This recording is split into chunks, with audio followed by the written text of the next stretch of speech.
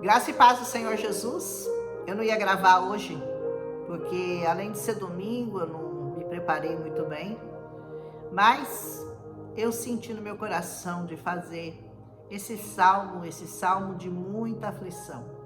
Esse salmo aqui conta de um dos momentos muito difíceis da vida de Davi, onde ele estava sendo perseguido pelos seus inimigos. Ele estava praticamente, como ele diz aqui no salmo, se afogando no mar de lama, um lamaçal profundo.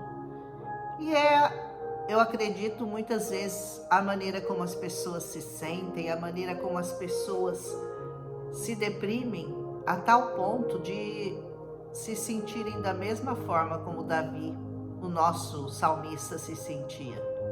Mas você vai ver neste salmo que a esperança dele continuou depositada no Senhor. E isso faz toda a diferença no momento que você se sente numa extrema agonia, numa tristeza muito grande, numa perseguição implacável. Quando você não vê mais saída para nada, você deveria fazer como Davi, colocar os seus olhos no Senhor, saber que a tua esperança está lá, confessar os teus pecados, como Davi vai fazer aqui. Ele não nega que ele cometeu pecados contra o Senhor, mas ele também sabia que a misericórdia do Senhor poderia ser muito maior do que o pecado que ele havia cometido, e ele não queria envergonhar o nome do Senhor. Por isso ele clamava pela misericórdia. Esse salmo é um pouco longo, mas vale a pena você prestar atenção nesse sofrimento, nesse salmo tão sofrido do Davi. E ele começa assim, o Salmo 69, e é chamado de o lamento do Messias. Aqui nós vamos ver algumas partes que fazem menção ao sofrimento de Jesus e a maneira como provavelmente ele também se sentiu. E ele diz assim: salva-me, ó Deus, porque as águas me sobem até a alma. Sabe quando você está afogando, respirando por aparelhos, já não há mais esperança, porque as águas estão até a sua alma. Eu estou atolado num profundo lamaçal que não dá pé, ele diz. Eu estou nas profundezas das águas e a corrente me submerge. É como se fosse mesmo um afogamento. Ele se sentia completamente afogado. Você já se sentiu assim quando parece que tem alguém segurando na sua garganta, te oprimindo, querendo te matar, querendo te afogar? Era assim que o Davi estava se sentindo nesse momento da sua vida. Estou cansado de clamar, ele diz, até a minha garganta já se secou, meus olhos desfalecem. Cansou de chorar, cansou de clamar, de tanto esperar pelo meu Deus. Olha que coisa linda, né? Ele dizia: eu estou até cansado de tanto clamar, de tanto pedir, de tanto suplicar e de tanto chorar na presença do meu Deus. São mais que os cabelos da minha cabeça. É muito problema. Aqueles que sem razão me odeiam. Ele tinha muitos inimigos. E ele diz: são mais do que os cabelos da minha cabeça aqueles que me odeiam. Eles são poderosos, os meus destruidores. Os que com falsos motivos são meus inimigos. Você já teve inimigos sem ter motivo nenhum para que eles se levantassem contra você? Quem já não se sentiu injustiçado nessa terra? Era assim que o nosso salmista se sentia. Por isso, eu tenho que restituir o que eu não furtei. Olha que coisa, né? Ele diz: até o que eu não roubei, eu vou ter que pagar de volta.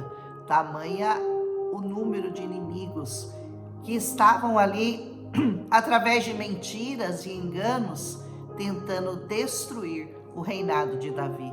Tu, ó Deus, bem conheces a minha estultice. O Senhor conhece, e as minhas culpas não te são ocultas. O Davi sabia que ele tinha pecado, ele sabia, ele já havia confessado ao Senhor, ele já havia admitido os seus erros.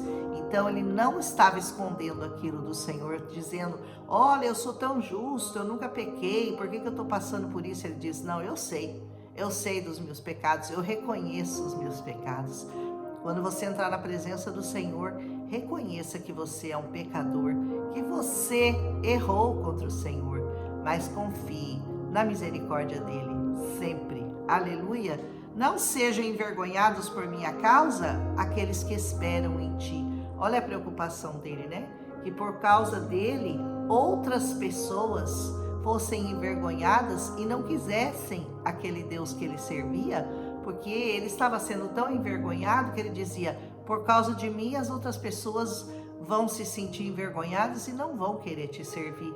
Então a preocupação dele era envergonhar o nome do Senhor. E ele diz assim: ó Senhor Deus dos exércitos, nem por minha causa sofram vexame aqueles que te buscam, ó Deus de Israel. Pois eu tenho suportado afrontas por amor de ti. Você já suportou afrontas por amor ao Senhor? É muito importante que você aprenda a sofrer afrontas para não envergonhar o nome do Senhor. Como Jesus sofreu todas as afrontas por amor ao Senhor. Esse salmo aqui é um salmo messiânico. Fala muito das dores, dos sofrimentos, das perseguições injustas que Jesus sofreu por causa de nós. E ele diz: e o rosto se me encobre de vexame. Como Jesus, ele foi pisado, ele foi injuriado, defamado, açoitado, tudo sem nada ter feito. Teve que pagar o preço do pecado de muitos para nos livrar e nos dar vida eterna. Amém? Tornei-me estranho aos meus irmãos e desconhecido aos filhos da minha mãe. Oh, isso aconteceu com Jesus também. Pois o zelo da tua casa me consumiu.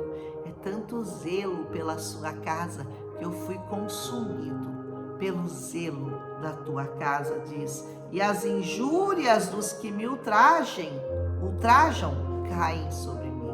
Jesus foi ultrajado e as injúrias daqueles que o ultrajaram caíram sobre ele.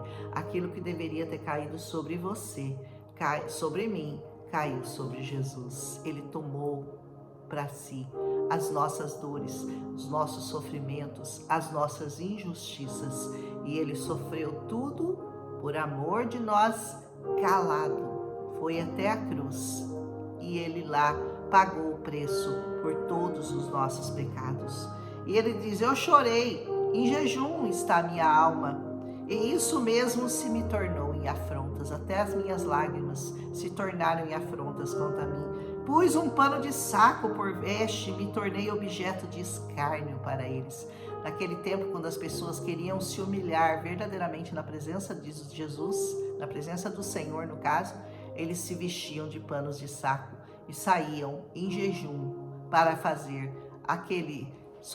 passar por aquele sofrimento, por aquela humilhação que eles pretendiam mostrar ao Senhor o quanto eles estavam desejosos, ansiosos de alcançar a misericórdia e a graça do Senhor. Amém? Tagarelam sobre mim os que à porta se assentam, e eu sou motivo para cantigas de beberrões. Olha só, ficam fazendo piadinhas de nós, como fazem até hoje, né, dos crentes. A gente vira piada na boca deles. Eles zombam da nossa fé, eles zombam desse amor tremendo que nós sentimos pelo Senhor. A mesma coisa que fizeram com Jesus, fazem com aqueles que o seguem. E isso será assim, até que ele volte, né? Quanto a mim, porém, Senhor, eu faço a ti, em tempo favorável, a minha oração. Responde-me, ó Deus. Olha que pedido, né? Pela riqueza da tua graça. Então não é por mérito dele, não é porque ele não fez coisas erradas, não é nada por causa de nós, nunca é sobre nós. Tudo é por causa dele, porque dele, por ele, para ele são todas as coisas. Aleluia!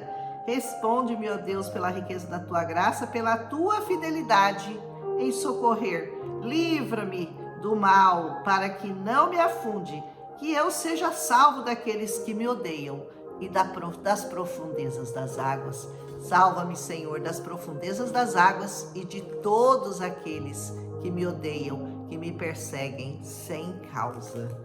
Não me arraste a corrente de águas e nem me trague a voragem, eles são vorazes, né? Eles querem consumir, eles querem acabar, eles querem destruir todos aqueles que amam e servem ao Senhor. Nem se feche sobre mim a boca do poço. Responde-me, Senhor, pois compassiva é a tua graça. Volta-te para mim segundo a riqueza das tuas misericórdias. Nunca é segundo você, tá prestando atenção? Sempre segundo a graça, segundo a riqueza da graça, segundo a misericórdia do Senhor. Não escondas o rosto ao teu servo, pois eu estou atribulado. Você está atribulado? Então o Senhor não vai esconder o rosto de você, se você clamar como Davi fazia. Aproxima-te da minha alma, redime a minha alma, resgata-me por causa dos meus inimigos. Tu conheces a minha afronta, a minha vergonha, o meu vexame. Todos os meus adversários estão à tua vista, Senhor. O opróbrio partiu meu coração, eu desfaleci. Eu esperei por piedade, mas debalde foi em vão. Por consoladores, mas não os achei. Por alimento me deram fel. Você lembra o momento de Jesus na cruz, quando ele pediu água e deram vinagre, e por alimento deram fel, e na minha sede me deram a beber vinagre. Aqui está descrevendo o sofrimento de Jesus por cada um de nós. Sua mesa tornou-se-lhes diante dele em laço, e a prosperidade em armadilha. Obscureçam-se-lhe os olhos para que não vejam, e faze que sempre lhes vacile o dorso. A palavra diz que Deus permitiu, né, que o diabo cega o entendimento do incrédulo, para que não resplandeça nele a luz do evangelho da salvação. Então, se você já teve seus olhos abertos e se você já conseguiu enxergar a graça do Senhor sobre a sua vida, é porque o Senhor já olhou para você com misericórdia. Senão você continuaria nas trevas, como esses aqui, de olhos obscurecidos, e você não veria o seu Salvador, o seu Senhor. Amém? Derrama sobre eles a tua indignação e que o ardor da tua ira os alcance.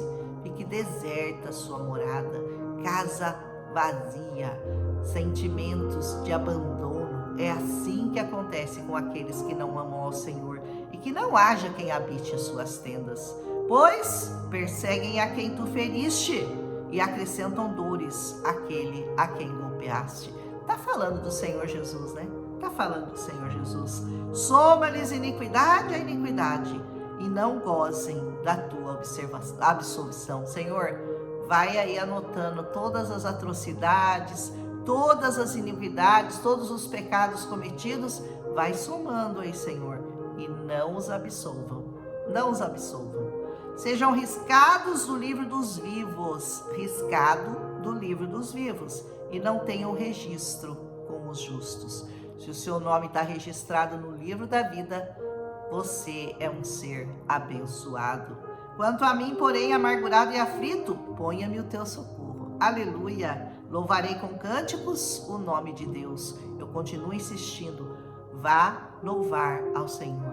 Em algum lugar onde você possa ir, estar na presença de Deus, fazendo parte da igreja do Senhor, nunca deixe de louvá-lo, para que o seu coração não fique assim, vazio, aflito, angustiado, agoniado, e os seus olhos obscurecidos, que você não consiga ver a graça do Senhor sobre a sua vida.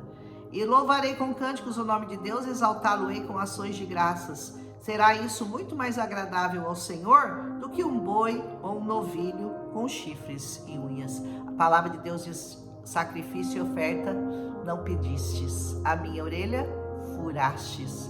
Você faz muito melhor para o Senhor obedecendo do que fazendo sacrifícios. Aleluia! Vejam isso, os aflitos, e se alegrem, quanto a vós outros que buscais a Deus, que o vosso coração reviva, porque o Senhor faz o quê? Responde aos necessitados. Você está necessitado? O Senhor vai te dar resposta. Só você se achegar a Ele. É só você entrar na presença dEle. É só você não desistir de segui-lo. É só você aprender a confiar nesse Deus, porque Ele é cumpridor das suas promessas. Louvem-no os céus e a terra, os mares e tudo quanto neles se move. Aleluia. Porque Deus salvará Sião, edificará as cidades de Judá, e ali habitarão e hão de possuí-la. Assim será. Também a descendência dos seus servos a herdará, e os que lhe amam, o nome nela habitarão. Aleluia. E assim termina esse salmo, né, com uma promessa de livramento, de reconstrução de vidas, de cidades destruídas, a reconstrução daqueles que confiam no Senhor, aquele cuidado que o Senhor vai ter pela sua vida a partir do momento que você se colocar num posicionamento de, apesar de angustiado, oprimido, magoado, sofrido, não desistir de acreditar, não desistir de buscar ao Senhor de todo o seu coração. Amém? Esse salmo é muito sofrido porque ele é um salmo messiânico, né, que fala das dores do Messias. Amanhã nós temos o salmo de número 70, que é bem mais curto do que esse aqui, e vamos ver se continua a tristeza ou se aqui já é de alegria. Esse aqui foi muito triste, né? Mas ao mesmo tempo cheio de esperança. Mesmo em meio à tristeza, em meio à dor, sempre há esperança para os que creem e confiam no Senhor. Um abraço em Cristo Jesus e até amanhã, se o Senhor nos permitir, com o Salmo de número 70. Amém? Um abraço.